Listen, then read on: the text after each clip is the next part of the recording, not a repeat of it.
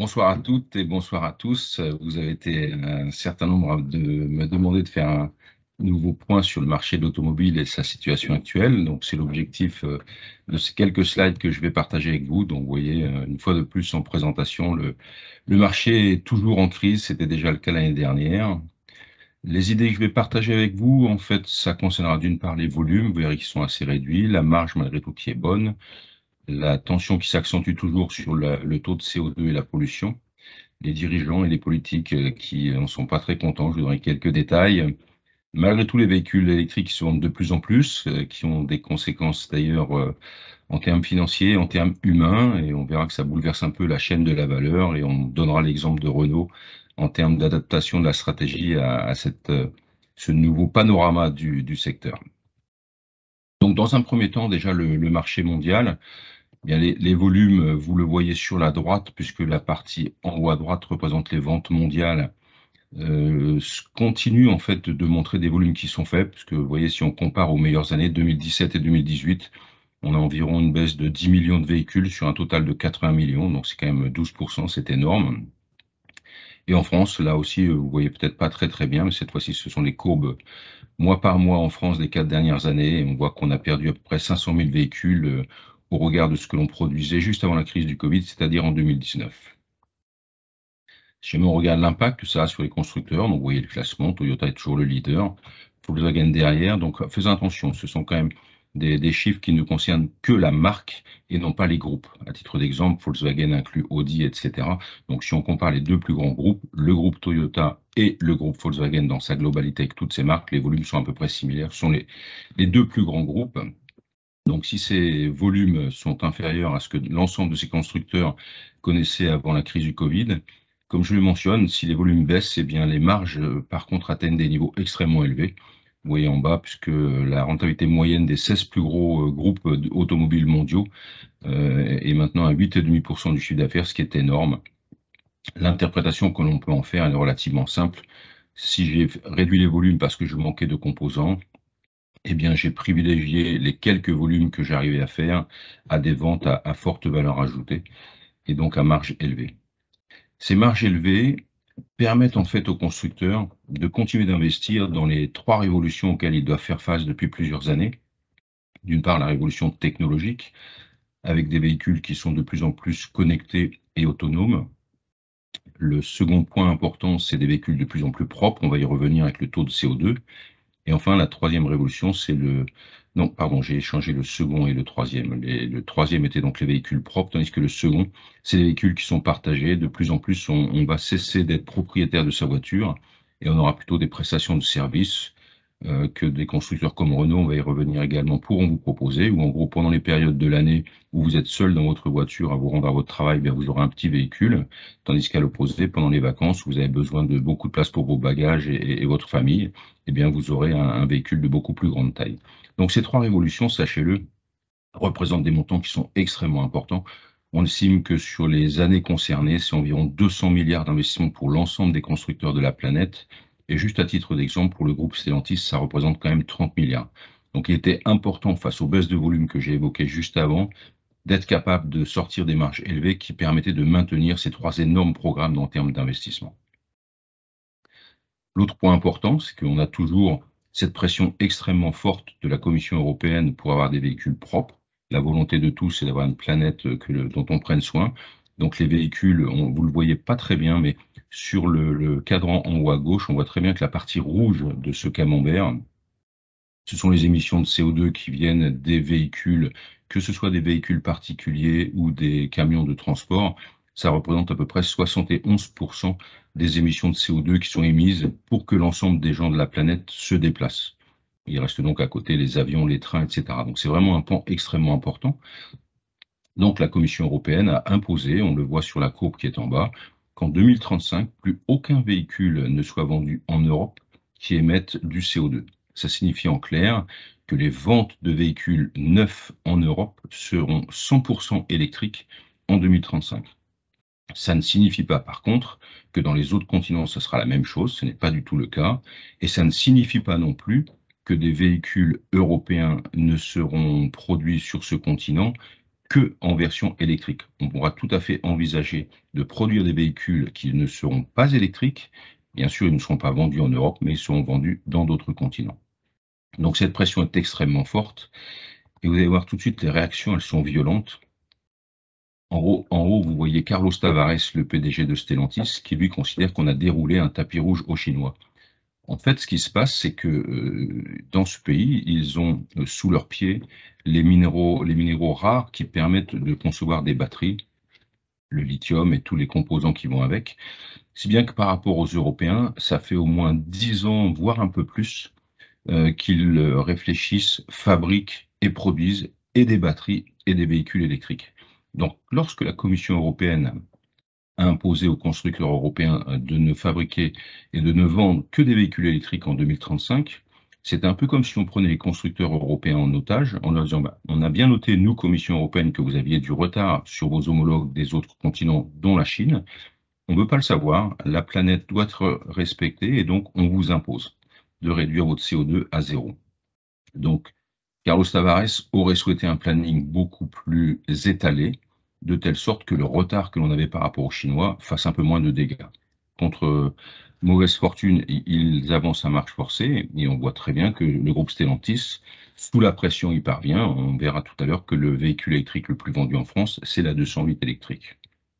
En bas de ce slide, vous voyez également que les politiques ont tendance à exprimer leur insatisfaction. Parce qu'il y a un autre phénomène qui tient à la guerre en fait entre les trois grands marchés leaders de l'automobile que sont la Chine d'une part, les États-Unis et l'Europe. Et en fait, ce qui se passe, c'est que si jamais vous voulez fabriquer un véhicule en Europe et le vendre en Chine, il est impératif que la batterie ait été produite en Chine. Donc c'est une sorte de protection locale des Chinois pour ne pas être attaqués ou envahis de véhicules européens. De l'autre côté, les États-Unis font à peu près la même chose. En fait, un particulier américain qui souhaitera acheter un véhicule venant d'Europe n'aura les aides de l'État, qui sont similaires à peu près aux aides françaises, que si le véhicule a été produit dans une usine basée aux États-Unis. Donc les politiques français, que ce soit Bruno Le Maire ou Emmanuel Macron, considèrent que la guerre est injuste, puisqu'il est très difficile pour nous, Européens, de vendre des véhicules en Chine ou aux États-Unis, tandis qu'à l'opposé, l'Europe n'impose aucune restriction. Et en gros, les véhicules chinois et américains peuvent être vendus très facilement par ces deux continents sur la zone européenne. Donc voilà, il y a actuellement une grosse guerre des politiques qui demandent à la Commission européenne de prendre des mesures, non pas de protectionnisme, mais simplement de mesures qui permettront d'avoir une règle du jeu équilibrée entre ces trois grands acteurs régionaux. Malgré toute cette tension, les véhicules électriques, on le voit ici, se vendent de plus en plus. Donc sur le cadran en haut à gauche, vous avez les ventes mondiales, donc 6,34 millions de véhicules sur les 80 millions qui sont produits tous les ans sont électriques. Vous y voyez les principaux constructeurs, Tesla est en tête. Sur la partie en haut à droite, c'est cette fois-ci le marché français. Donc vous avez des bâtons, vous le voyez, avec du vert clair et du vert un peu plus soutenu. Donc le vert clair, ce sont des véhicules hybrides rechargeables, tandis que le vert un peu plus foncé sont les véhicules 100% électriques. Remarquez que la courbe est bien en croissance, avec 22% maintenant des véhicules vendus en France, qui sont des véhicules soit hybrides rechargeables, soit 100% électriques. La courbe du bas montre les mêmes chiffres et concerne le même marché français. On voit qu'elle ne fait que monter. Et au passage, on a un petit camembert avec 3-4 couleurs qui permet de voir un peu la part de chacune des motorisations possibles, que ce soit essence ou diesel. Donc les puristes pourraient me dire que si on additionne la partie, le camembert vert électrique qui représente 11%, à la partie au camembert violet qui représente les véhicules hybrides essence de 19%, la somme fait un peu plus de 30%, alors que juste au-dessus, on vient de voir que c'était 22%. C'est tout simplement lié au fait que le camembert de couleur mauve ne fait pas le distinguo entre les véhicules hybrides et les véhicules hybrides rechargeables. C'est de là que vient l'erreur. Derrière, on voit les différents modèles et vous voyez qu'en France, la Renault Zoé fait partie des ventes les plus importantes, la 208 également, même si Tesla a une belle part de production. Attention, ce sont bien des chiffres de production et non pas de vente. Tesla produit des modèles qui ne sont pas forcément tous vendus en France, puisqu'on verra tout à l'heure que le leader, c'est la 208 électrique. Ça a des conséquences importantes, tant financières qu'humaines. Regardez en haut, on voit en fait deux colonnes de couleurs et de chiffres. En gros, à gauche, la colonne représente un véhicule classique thermique, tandis que la colonne de droite représente un véhicule électrique.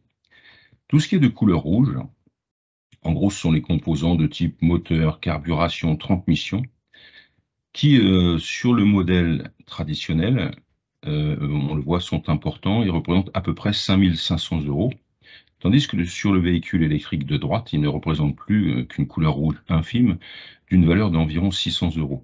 L'impact est fort puisque sur les 400 000 personnes qui en France travaillent dans le secteur de l'automobile, que ce soit chez les constructeurs ou les sous-traitants, on considère qu'il y en a à peu près 38% qui travaillent sur ce qui concerne le rouge. Donc vous voyez forcément l'impact humain que cela va avoir. Au passage, par contre, tout ce qui est de couleur verte concerne là les composants électriques et électroniques qui sont jusqu'alors essentiellement importés d'Asie. Donc le risque pour nous, si jamais on ne maîtrise pas, et vous allez voir que les constructeurs français travaillent à ce problème, si jamais on n'avait pas réussi à acquérir une sorte d'autonomie au sens batterie, composants électroniques, etc., alors on allait petit à petit avoir des véhicules dont la valeur ajoutée serait essentiellement venu de Chine et tout le monde, on va le voir juste après, se heurte et lutte âprement pour développer des compétences pour prendre cette valeur ajoutée. Sur la partie basse de ce diagramme, on voit l'impact humain. En fait, le secteur de l'automobile, constructeurs, sous-traitants, puis l'ensemble de l'écosystème, on peut considérer que ça représentait à peu près 400 000 personnes en France début 2021, pardon, et sur ces 400 000, il y avait à peu près 10% d'intérimaires, c'est-à-dire 40 000. Si on prend maintenant début 2023, c'est-à-dire simplement 2 ans après, le nombre global de 400 000 est devenu 300 000 emplois. Et fin 2024, on estime que ce sera 240 000 emplois. Donc vous voyez, ça fait une baisse d'environ 10% par an du nombre de personnes qui travaillent dans ce secteur. Ça crée de gros problèmes de reconversion. Et sachez justement que le groupe Manpower, et d'ailleurs Alain Roumia qui est impliqué, ainsi que Sébastien, directeur général de Talent Solutions, dialogue actuellement avec PFA, PFA étant la plateforme de la filière automobile, dirigée par Luc Châtel, pour voir comment, avec toutes les compétences qu'on a dans les problématiques RH, on peut accompagner ce grand mouvement RH qui se dessine devant nous. L'autre révolution, on la voit très bien dans ce diagramme.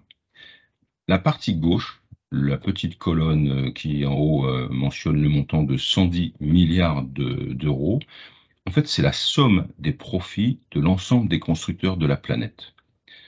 Donc la partie blanche de cette colonne, ce sont les véhicules classiques, c'est-à-dire hybrides non rechargeables et moteurs thermiques. Donc on voit que on a à peu près en 2021, puisque la photo date de 2021, 75 milliards d'euros de profits qui viennent de cette construction de véhicules thermiques ou hybrides. Et à l'opposé, au-dessus en couleur jaune, on voit 35 milliards qui viennent des services ou du logiciel ou bien des véhicules 100% électriques. Regardez ce que deviendra dans 9 ans, c'est-à-dire fin 2030, ce diagramme. La bonne nouvelle, c'est que les 110 milliards de profits globaux que se répartissent tous les constructeurs de la planète va largement augmenter, puisque ça double à environ 220 milliards d'euros.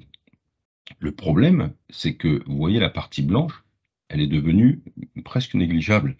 On a actuellement une estimation disant que la partie blanche ne représenterait plus que 60 milliards d'euros de profit qui viendraient des constructeurs de véhicules thermiques ou hybrides. À l'opposé, toute la partie jaune, qui représente 160 milliards d'euros, viendra des services, des logiciels, de l'économie circulaire. L'économie circulaire, ça signifie simplement que les véhicules, un peu comme les smartphones, vont avoir une deuxième vie. Ils seront entièrement reconditionnés et ils repartiront pour une deuxième vie. Ça prendra également une place croissante. Et puis également la partie véhicule électrique. Donc on n'a pas le choix. Tous les constructeurs sont obligés de se dire, mon paysage change et je vais devoir m'adapter. Et ce que je vous propose maintenant, c'est de voir un petit peu l'adaptation qu'en a fait par exemple le groupe Renault, et ce n'est qu'un exemple. Le groupe Renault, en fait, lorsque Luca Di Meo est arrivé comme PDG, c'était en 2020, eh bien, il a annoncé le grand plan stratégique qui s'appelle Renaulution, qui avait en fait différents objectifs et surtout différentes phases. On en voit 3. La première s'appelle Résurrection, et en fait, elle avait pour objectif, alors que Renault avait connu de grosses pertes en 2020, de retrouver une bonne santé financière, c'est-à-dire revenir à un niveau de profitabilité qui soit correct et revenir surtout à un niveau de cash flow, c'est-à-dire d'entrée financière nette annuelle qui soit positif. Donc cette première étape est terminée, c'est bien passé, c'est même réalisé plus vite que cela n'était prévu par Luca Di Meo, le PDG de Renault. La deuxième étape, qu'on voit en couleur bleue, qui s'appelle rénovation, avait pour objectif de définir la roadmap du groupe et surtout les 4 marques. Les 4 marques, je vous le rappelle, c'est Renault pour les véhicules qu'on va qualifier de traditionnels, c'est Dacia pour les véhicules plutôt low cost, c'est Alpine qui sera la marque premium du groupe, et Mobilize qui répond au point que j'abordais tout à l'heure, qui consiste à ne pas proposer à un particulier d'acheter un véhicule, mais plutôt de le louer en fonction de ses besoins. Petit véhicule pendant l'année où il est tout seul, tandis qu'il faut un gros véhicule pendant l'été où il se déplace avec sa famille. Donc ça, c'était la deuxième étape du plan et elle est également terminée. On rentre maintenant dans la phase qui s'appelle révolution. Et là, l'idée, c'est d'adapter le groupe aux fortes évolutions du secteur automobile pour fournir la bonne solution, avec potentiellement des partenaires d'ailleurs, pour trouver et fabriquer les meilleures solutions qui pourront derrière être vendues à différents acteurs du marché de l'automobile. Et en fait, ils ont organisé, vous le voyez sur le dessin qui est en bas, le groupe Renault en 5 business lines qui seront d'ailleurs indépendantes, qui auront chacune leur compte d'exploitation. Donc on voit Ampère qui concernera tous les véhicules électriques et les logiciels associés du groupe. On voit Alpine qui sera donc la marque premium avec d'ailleurs de nouveaux modèles à venir. On n'aura pas que le véhicule sportif que vous connaissez. Cette marque, vous allez voir, va s'enrichir d'autres véhicules premium. On a Mobilize, je viens de vous l'expliquer, c'est le service de mobilité et non plus l'acquisition d'un véhicule. On voit également Neutral, c'est toute la partie activité circulaire, un peu comme on le propose autour des smartphones avec une seconde vie des véhicules. Et puis on voit au milieu Power. Power, en fait, ce sera les véhicules thermiques et hybrides du groupe Renault et Dacia. Et on voit que juste à côté de Power, on a Horse. Horse, en fait, ça sera une entité spécialisée dans la fabrication des moteurs thermiques et hybrides. En fait, l'idée, ça consiste à dire que ces véhicules-là vont être de moins en moins nombreux en termes de volume, si bien qu'il est difficile d'amortir de la recherche et développement lorsqu'on a des volumes moindres. Donc là, en faisant cette entité spécifique Horse, elle a pour objectif de vendre de ces moteurs, non pas seulement au groupe Renault, non pas seulement à leur allié qui se dessine, qui est le groupe Volvo, mais également à d'autres constructeurs. De la sorte, les volumes seront plus conséquents. Ça permettra d'amortir la recherche et développement et de proposer ces moteurs à d'autres compagnies ou d'autres constructeurs. Donc ça explique vraiment comment un constructeur s'adapte à l'environnement changeant que je vous ai présenté juste avant.